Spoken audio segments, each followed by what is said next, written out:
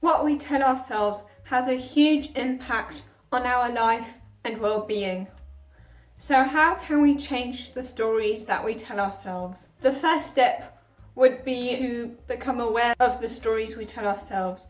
You can do this by, for example, journaling, asking our friends and family, because they will often notice which kind of things we say over and over again and how we think about ourselves. And another great way to become more aware is by, for example, for a whole day, writing down what you're thinking when you're, for example, ruminating. But also not only become aware of the stories you'll tell yourself, but also about the things that happen to you that you use to support that narrative. And then the second step would be ask yourself if these stories actually limit you. And if so, then ask yourself how they limit you and why they limit you, so that you know what you want to work on and which problems it causes.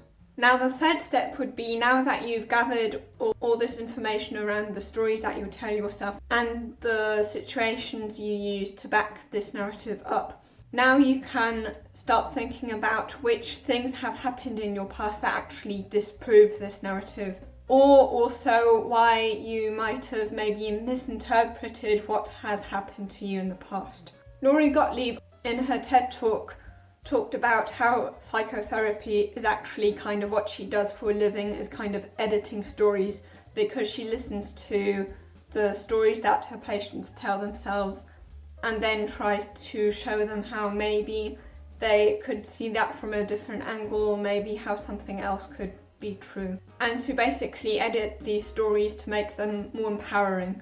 And also, this would be the fourth tip, you want to make sure that you also create evidence for that new story that you want to tell yourself. For example, if you have a narrative about yourself that you don't necessarily like, what you can do is to create new evidence yourself to prove that this new identity that you would rather have, this new self-image that you'd like to have of yourself, is true. Because many people think that you need to be motivated to actually take action, but it's also the other way around. You can also make yourself more motivated by taking action in the first place. For example, David Goggins often talks about his self-talk when he's about to quit, that he then reminds himself of all the training he's been putting into this moment when he really feels he doesn't want to run any further anymore, how much he's trained up to that point to be able to run that much. And he often talks about his cookie jar.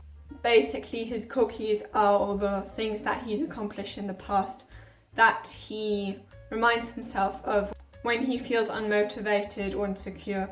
What David Goggins emphasizes with his self-talk is that he really thinks that you want to make sure that your self-talk is based around the work you've already done, because anything else, in his opinion, is simply self-delusion. And then the fifth tip would be that you want to make sure that your narrative isn't one of a victim mentality. Lori Gottlieb often talks about compassion versus idiot compassion. So idiot compassion is what, for example, our friends might say. For example, when you're in a conflict with some other person, your friend would say, "Oh, they're totally wrong. How could they have done that to you?" Even though they may know you may have these tendencies that might have actually escalated that fight, but they don't want to say that because they don't want to hurt your feelings.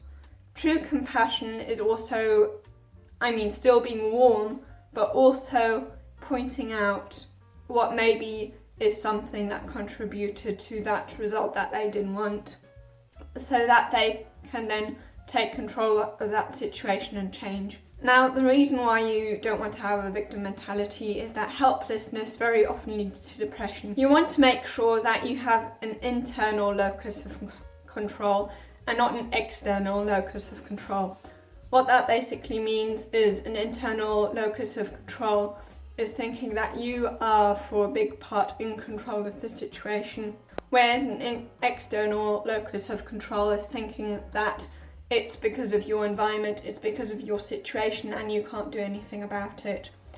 And of course, as babies or as children, we are kind of forced to have this external locus of control, because in this phase we are dependent on other people, especially our parents. A really good parent is not one that basically would expect children to immediately have an internal locus of control, because these children are dependent on their parents. They don't know many things about life yet that their parents do, and that's why their parents have to protect them. Also, what's not necessarily good parenting would be if, when these children grow up, they still have this external locus of control. So basically, what you want to do, if you want to be a good parent, you kind of phase yourself out of your children's life a bit, so that they slowly develop from this internal locus of control to an external locus of control. Let them fall a bit when they're a little older, of course not when they're really young, so that they slowly develop this external locus of control, so that they actually become confident and they actually know how to deal with difficulties. Now, if you want to know more tips on how you can change your narrative, you can watch this video here.